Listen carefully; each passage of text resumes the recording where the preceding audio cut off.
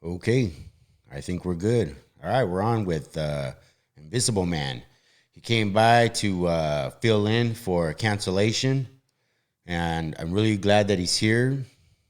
So thank you for coming on, Invisible Man. Absolutely, it's my pleasure to have you.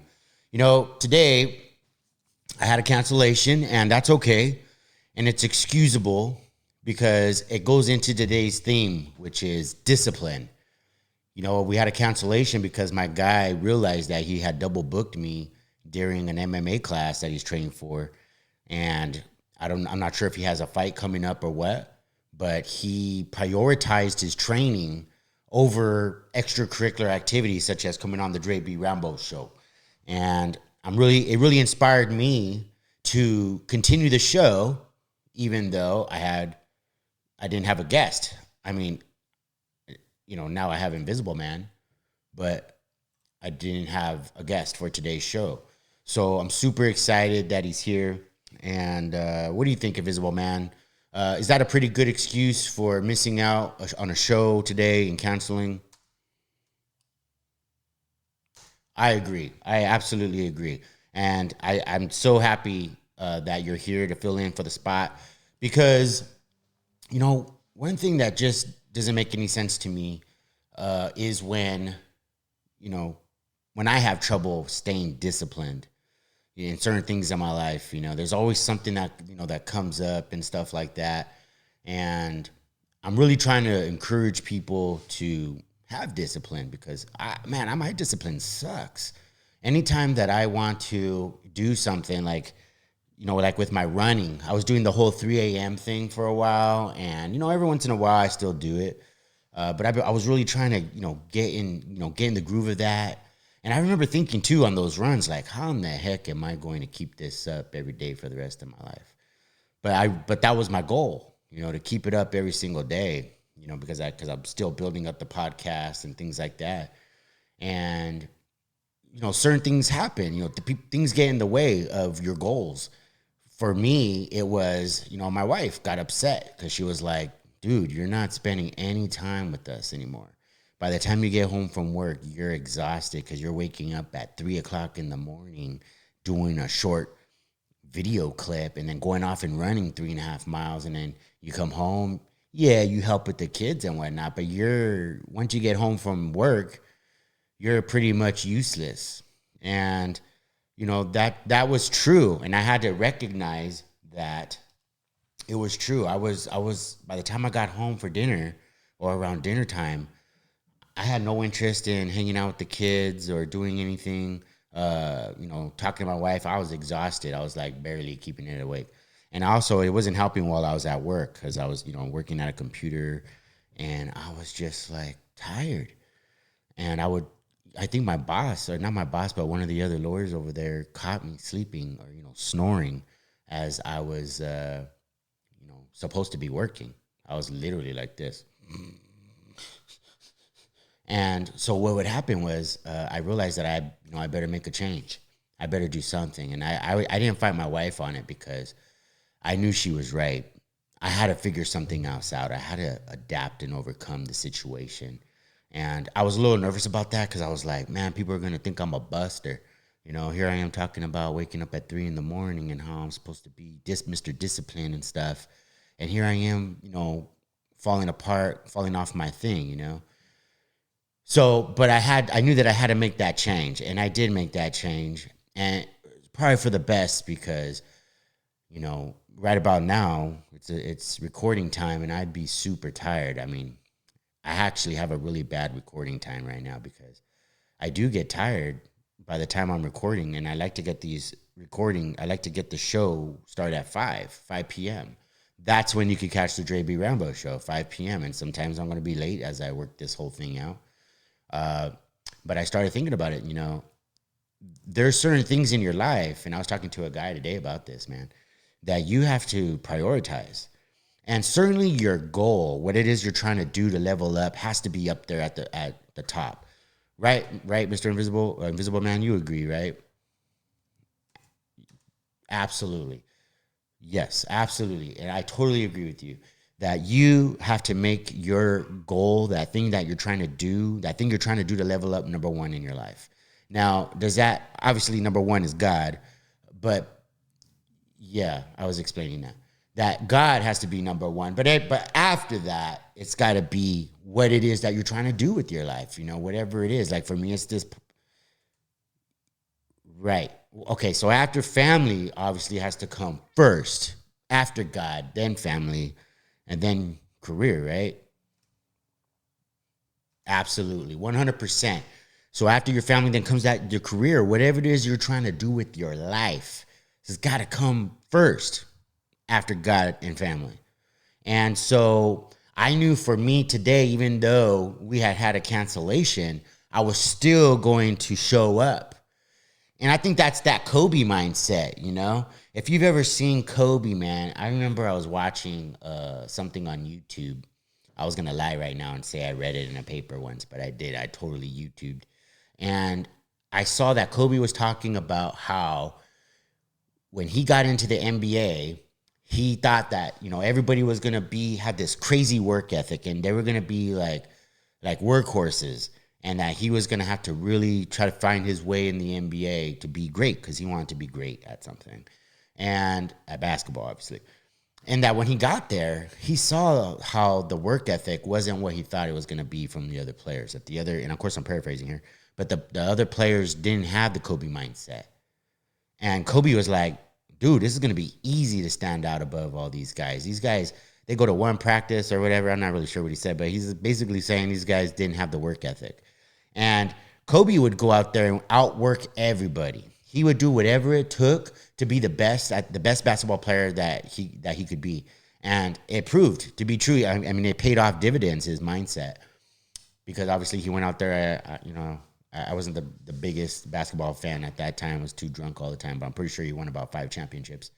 Don't crucify me if I'm wrong on that, but he won championships. And he is one of the greatest basketball players to ever live. To ever have lived, unfortunately. May he rest in peace. I remember that the day that he passed away, I actually cried. And it wasn't that I cried because I was the biggest Kobe fan. I was a Kobe fan, of course. Man, I loved Kobe. But it wasn't so much that it was Kobe. It was just the fact that he passed away, and that he passed away with his daughter, Gianna. I believe her name was Gianna. And he left behind other children and his wife. And because we were the same exact age, I'm 45. Kobe would have been 45. And I think he was 1 month older than me. And it hit home because, it hit home for different reasons than other people. It hit home for me because it was like, man, like that guy had an amazing life and it was cut short. He had a beautiful family. It was cut short. And it made me feel sad for what had happened to him, but also made me think, man, tomorrow is not promised. Like your chance for greatness is right now. If you haven't achieved, it made me think man, if I haven't achieved anything in my life, Kobe, I'm still alive, praise the Lord. But Kobe's life was cut short. And he had achieved so much in his short time. So much he achieved. And, I mean, obviously, I will never be an NBA basketball player, even though I came close. But I could be a great something else. I could totally do something great. And I think to me, something great would be fulfilling my purpose here on earth for, whatever the Lord had for me. Whatever the Lord has put in my path that he's got for me. And so I want to take a moment to, just basically say that I'm grateful that I still have an opportunity to do something amazing. And that's part of what this podcast is about. How do we get people, men out there who maybe were like me, who were wasters and had nothing going on in their lives, and, that have so much potential but never achieved any of it. I'm that guy. I was that guy that, man, I had so much potential growing up. There were so many things that I could have done. So many missed opportunities because of laziness. I'm still lazy. You ask my wife, she'll confirm that. drugs, alcohol, all this stuff that I chose to do over all the amazing things I could have done. I mean, it started from a young age. I mean, I dropped out of high school when I was after my freshman year. I was going to one of the best schools in the state, or at least in Southern California, as far as football is concerned. I was a starting quarterback. Starting quarterback. Listen to me lie. I was not the starting quarterback. I was starting D tackle for St. John Bosco Braves in Bellflower, California. I was a badass dude. I was a hitter. I would crush anybody. I put people in the hospital. I was so good. I was such an amazing football player. I was benching 3 plates in the middle of my freshman football season. I was cracking dudes. I was cracking 300-pound dudes. And I was only about 100, 220 pounds, 5'8", 5'9", 5'10". I'm not sure how tall I am. But I was cracking dudes. And there was just so much potential. And I was smart. And I probably would have went straight to law school if I didn't make it into a college to play football. I mean, the possibilities were endless, and I threw it all away for drugs and alcohol and just to be a waster, hanging out with the wrong kind of people.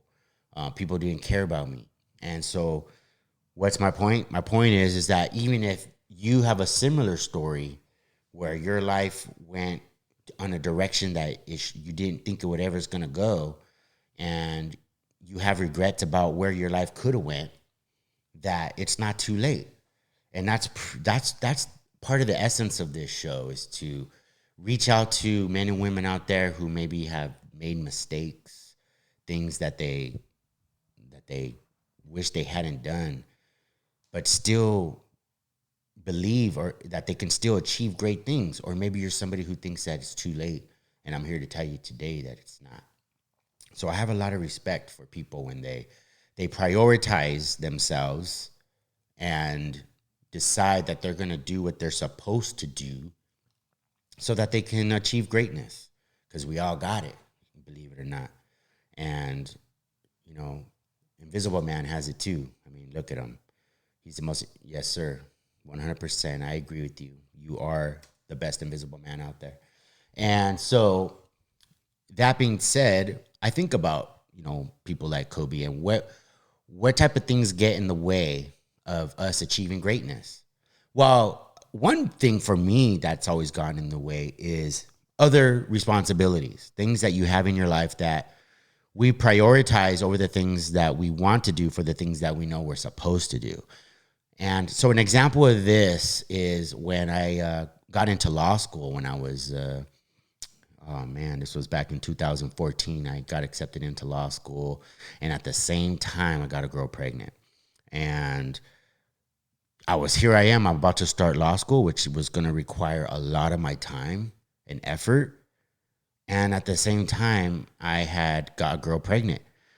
And I knew that going to law school was something I wanted to do, but I also knew that from having parents that, when you're working or when you're working towards something, that you can't have any distractions. But I didn't want to see my child as a distraction. And I know that, from being a kid myself one time, that it gets lonely if you don't have anybody there when your parents are at work. I spent a lot of time. Luckily, I had other siblings that were older or, younger. So it wasn't so bad, and cousins. But here I was about to have a child that didn't have another sibling that was going to be close in age, or cousins that were going to be close in age that they could be around. And maybe it was just my fear, thinking that, my child would suffer, mentally from not having anybody to play with. So I was always one foot in being a parent, one foot over here, being a law student. And I barely squeaked by being barely graduated from law school. I mean, I got good grades, but point is I squeaked by. I wasn't as good of a student as I could have been. But at the same time, if I was going to be honest with myself, I wasn't the best dad either. There was a lot of things that I didn't do that I should have. And what's the point I'm trying to make? The point is that other obligations sometimes can get in the way of other things, your goals that you're trying to achieve. if I wanted to be a great attorney, which I never ever did pass the bar, if I wanted to be a great attorney, I was gonna have to really sacrifice and ignore everybody, ignore my children, ignore my family, ignore friends, ignore, get sober, which I never did at the time. I was gonna have to make those sacrifices, like have that Kobe mindset to really advance myself and really succeed in this goal that I was out there trying to chase.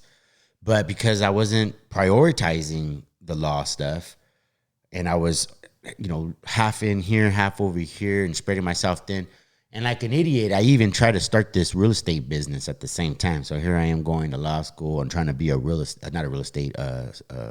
life insurance agent, doing all that, and being a dad. Totally screwed me because I was just all over the place, not really prioritizing one thing.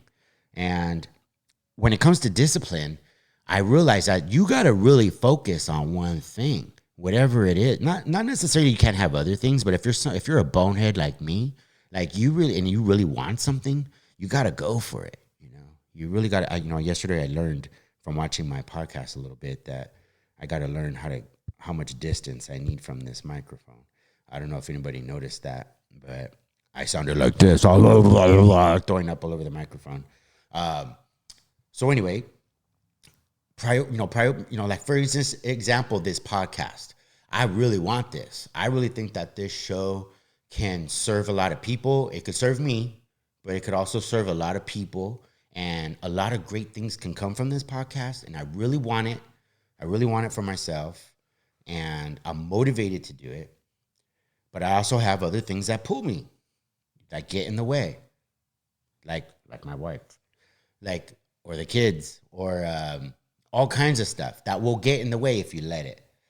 And so I've adopted the mentality that I'm not going to let my other career or other things, the family, the friends, the partying, the juicing, the anything. I don't know what the juicing is. I just said that.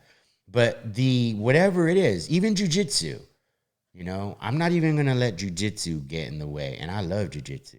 And I usually have that attitude about jujitsu. I'm not going to let anything get away in the way of jujitsu. But I am 100% all in on this podcasting. I wasn't gonna tell people, but I risked everything for this podcasting right now. I quit my job working in Beverly Hills, making $70,000 a year, which isn't a lot of money, but it was a lot of money to me, and it was a lot of money to my wife and kids. But I quit that. Well, I quit the job because it was killing me. First of all, I mean, driving all the way to Beverly Hills, sitting in a car for an hour and a half, and then being at work, sitting at a desk for 8 hours with a lunch in between, where I was working on other things in that hour, sitting down, and then driving home an hour and a half a day. I was gone for 12 hours a day, and I was only able to record on the weekend. But I also had family obligations. And man, the stress was piling up, the stress from all the things. No, don't touch that. It's poison. All the things that I'm trying to do and get done for myself, family obligations and everything else, that it meant that this podcast was going to suffer, or it was going to get off to a really slow start.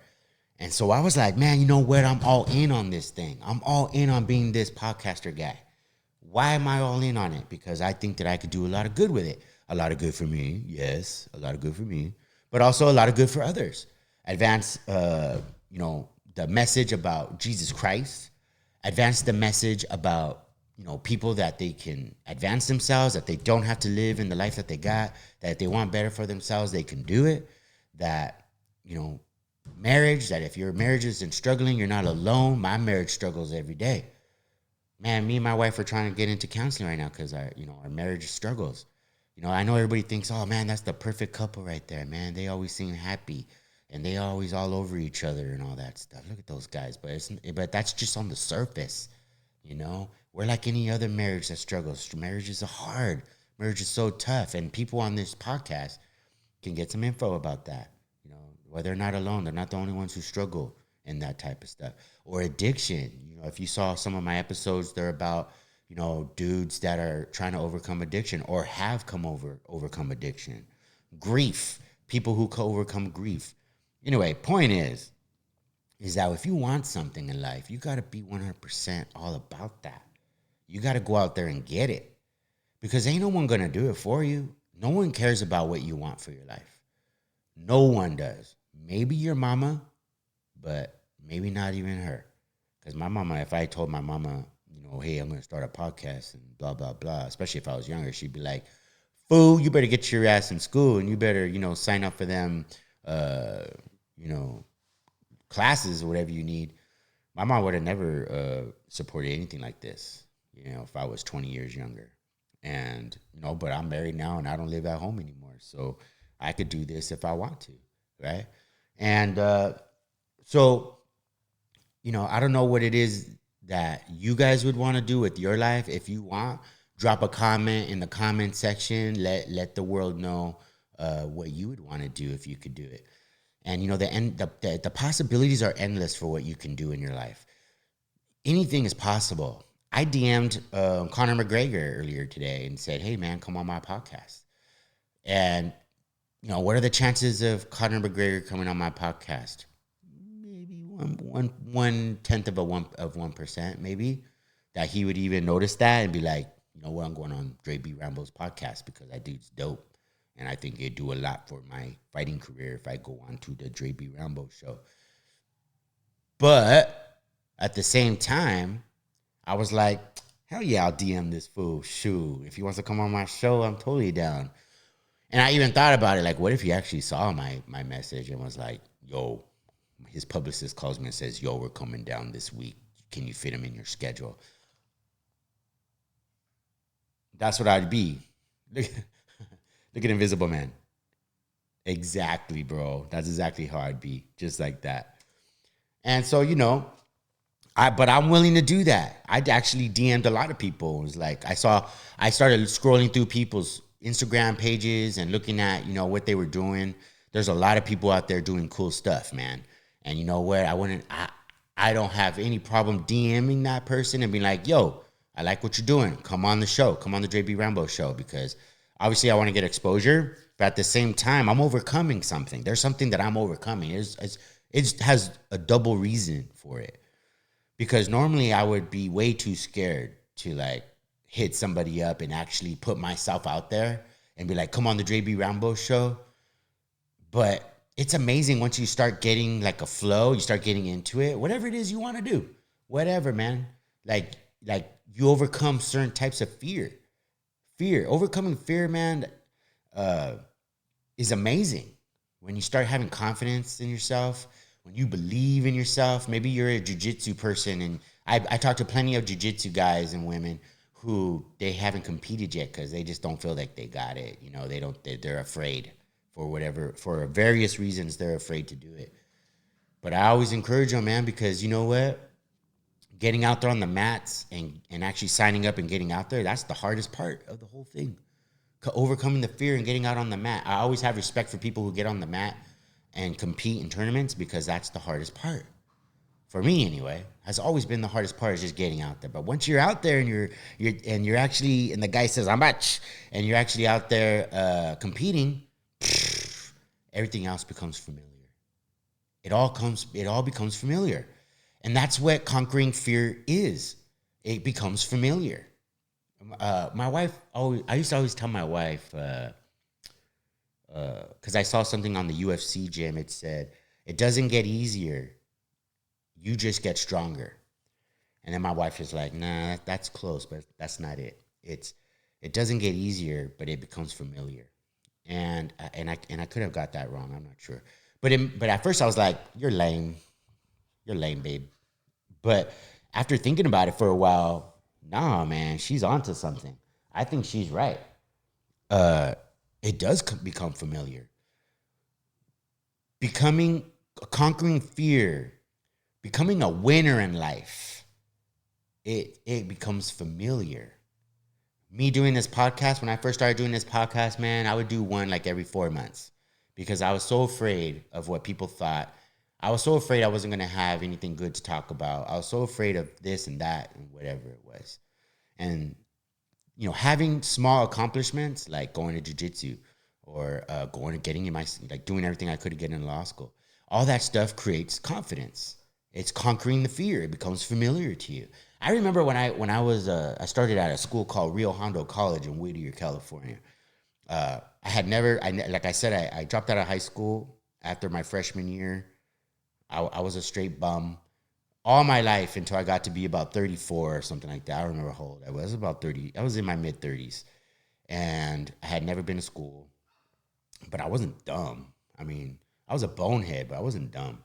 And I remember I signed up for classes and I went, and I would tell anybody who would listen, yeah, man, I'm going to law school. That's why I'm here. I'm taking classes because, I'm here at Rio Hondo. I got to get my associate's degree so I could go on and go to law school. And I would tell anybody who listened because I believed I was going to do it. And, as I got through each semester, my confidence built. I was scared. I was scared to go to Rio Hondo at 35 or something like that because, when I got there, everybody was like a little teeny boppers, man. They're little kids. I felt like the old guy on campus, And as I got through the first semester and I started making friends, and then I realized I was a cool dude. I was the coolest guy on campus, even though I was a lot older than everybody. And, I was legit. And I went there every single semester. I finished my classes with straight A's. I got on the dean's list every semester. I mean, I was all about it. And it was every semester I conquered a little more of my insecurities. I conquered the fear. It started to become familiar what I was doing. And that's the key right there for anything that you want to do. It's having a positive mental attitude about what you're doing. Hey, you better not be biting that. It's about, I wasn't going to hit him, Mr. Invisible Man. All right. So anyway, I was like, man, conquering the fear, getting step by step, overcoming, your doubts and insecurities about what it is you're trying to do is the first step towards getting to where you want to go. And as you have little accomplishments in life, you start believing, and you start having gains of whatever it is you're trying to do. But as soon as I gave up alcohol and drugs and smoking the weed, I was always doing that.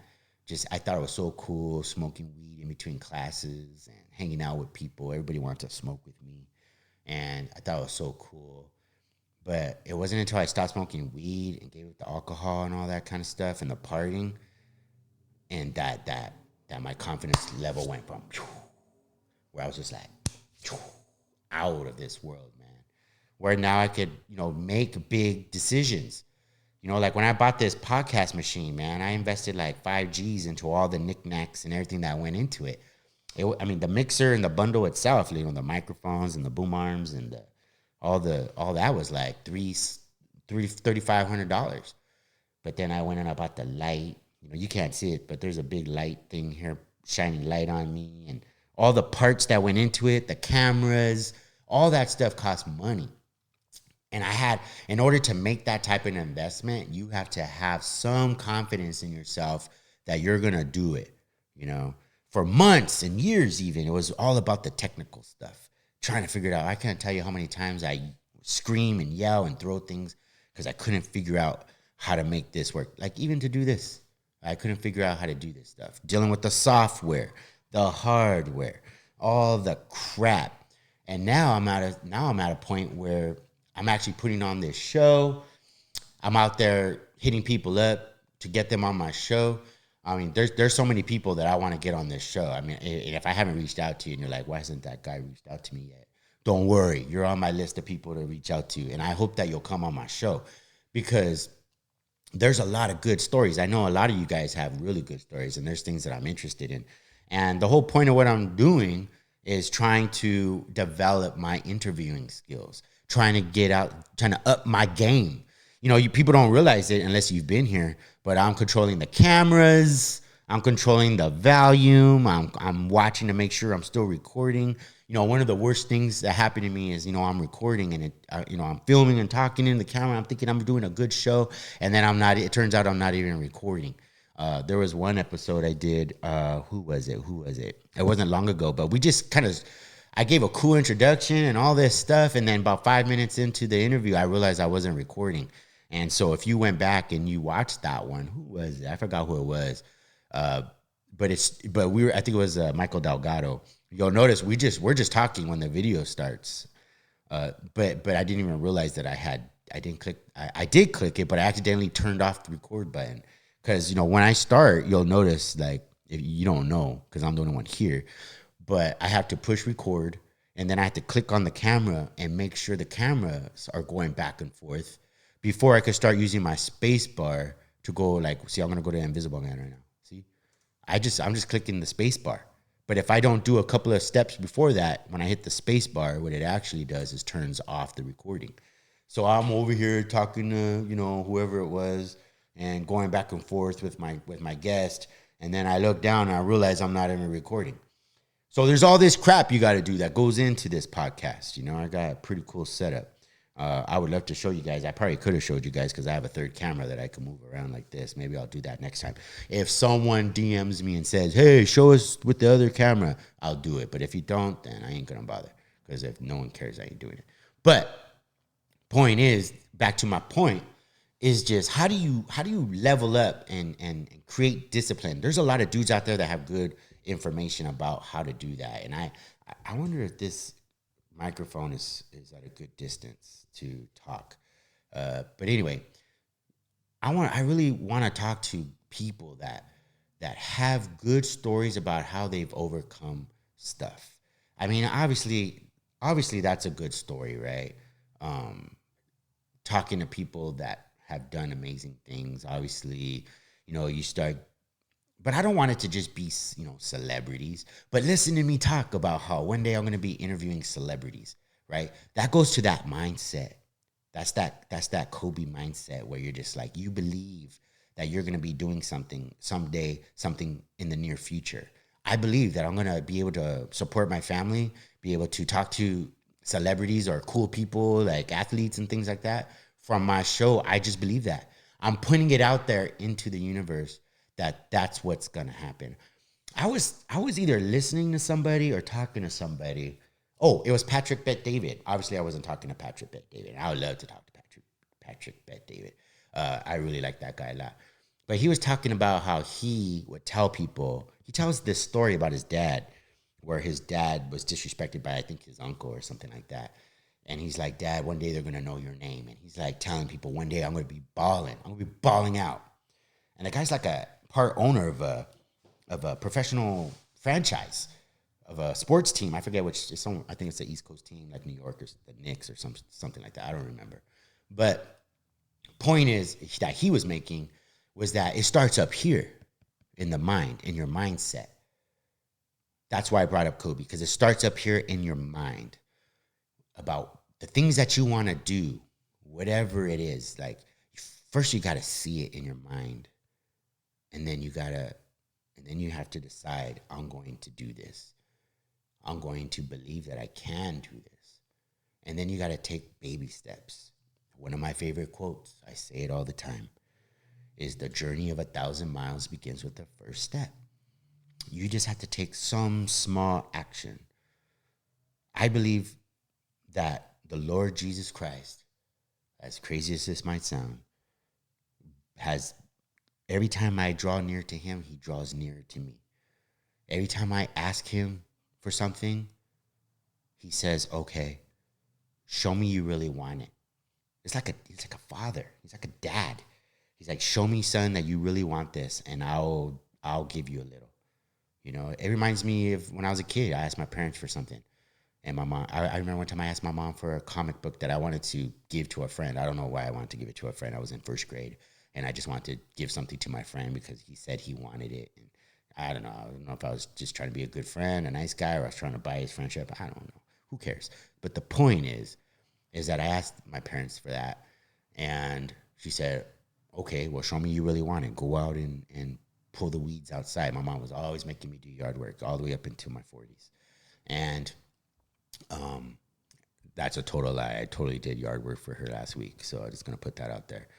But she, would tell me to go do that. Show me that you really want that. And then after I did it, she would see that I really wanted that. And God's the same way. I think God's the same way. any of my pastor friends that have issue with what I just said right now, you can go ahead and either leave a comment in the comment section or DM me on my phone. You know my number. But God, I think God's the same way. That if you can ask him for stuff, you could literally ask him for stuff. Sometimes we think that we can't ask him because, I'm not going to ask God for that. He doesn't care about money or care about this, but he does. He cares about what you want. I ask God all the time, like, God, can you please, bless my podcast because, I want to be able to support my family doing that. I really enjoy it. It's something I like doing. I feel like I could help a lot of people, and he says, okay, well, show me you really want it. Go and do your podcast. Go and start it. And let's see what happens. If you start your podcast, maybe I'll fudge the algorithm so that way it'll be put in people's into their view and they can click on it if they want to. Obviously, he gave us free will and he can't force you to click on my show, but he can mess with the algorithm and put it out there so you guys can see it. I believe that. Praise the Lord. Amen. Hallelujah. I really believe that he can do that. He can mess with the algorithm. What's the point I'm trying to make? The point I'm trying to make is that if we put in if you start with, you decide you want something.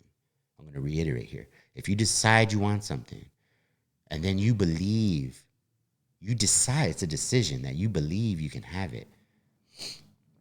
You ask the Lord for it. And then you take small steps on that journey. It will produce itself. It will manifest itself. It's not manifesting itself. It's God doing it. It's God. It all comes from God. I believe that 100%. But he can't do it for you. He ain't going to do it for you because that's not how you grow as a human being. You don't grow like that by being given stuff. Same thing with parenting. You don't turn your kid into a super badass business person just because you give it to them. There's so many examples that you can find on the internet of rich people who gave their children everything and they're drunks and alcoholics and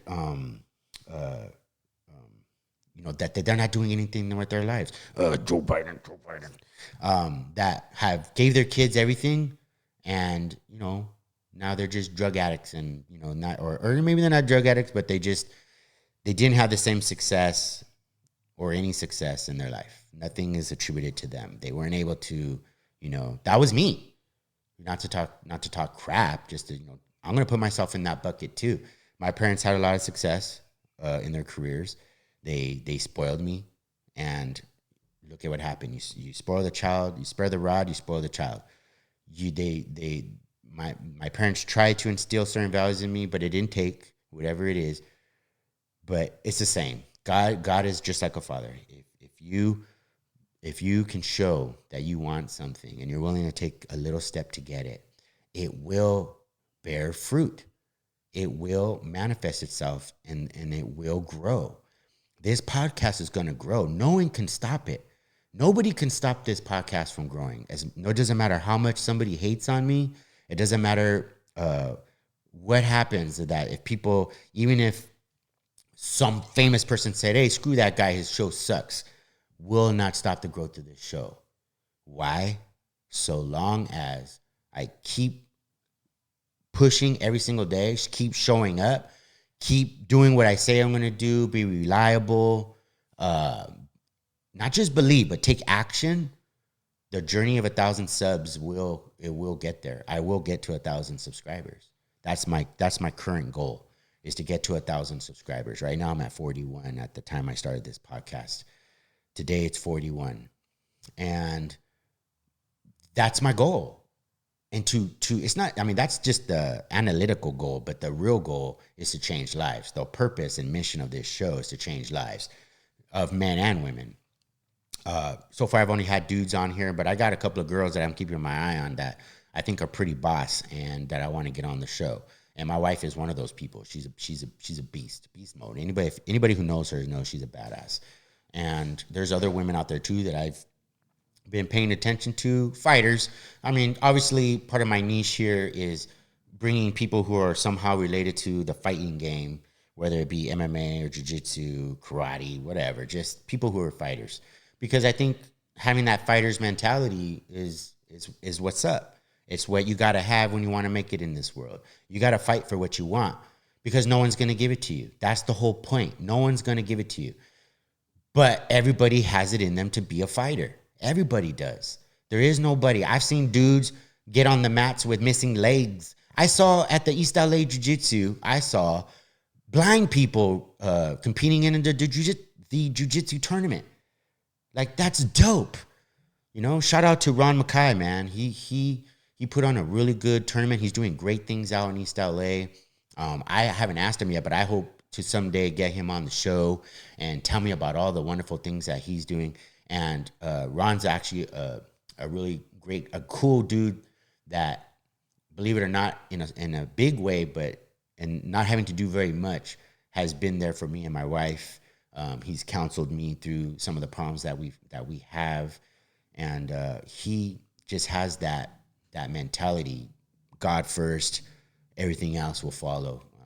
I don't know if he'd put it that way, but that's the way I'm putting it. And he's doing amazing things out there in East Los Angeles for the community out there. And so shout out to Ron. But this is the game, guys. The game is, if you want something, you got to go out there and get it. No one's going to give it to you. You got to put one foot in front of the other, and you got to be on that journey. And you're all capable. I'm capable. And that's what we're going to do with this show. We're going to change lives one life at a time. I hope that you guys will be there along with me for the journey. You can help support this channel and my mission by sharing these videos, liking these videos, subscribing to these videos. I see people with their YouTube channels all the time talking about how people watch the show, but 60% of people who watch the show are not subscribed. And guess what? It's true. Oh man, every time I hear an ambulance, somebody gets their wings. Anyway, it's true. There's a lot of people who watch the show, a lot more views than there is subscribers. That's for damn sure. So if you could do me a solid, do the show a solid, and take that time out of your day to subscribe to the channel, it'd be most appreciated. It absolutely would be most appreciated. All right, guys, so that's it for me for today. It was a really good show. I really appreciate you guys if you checked it out, and I'll catch you on the next one. Stay holy.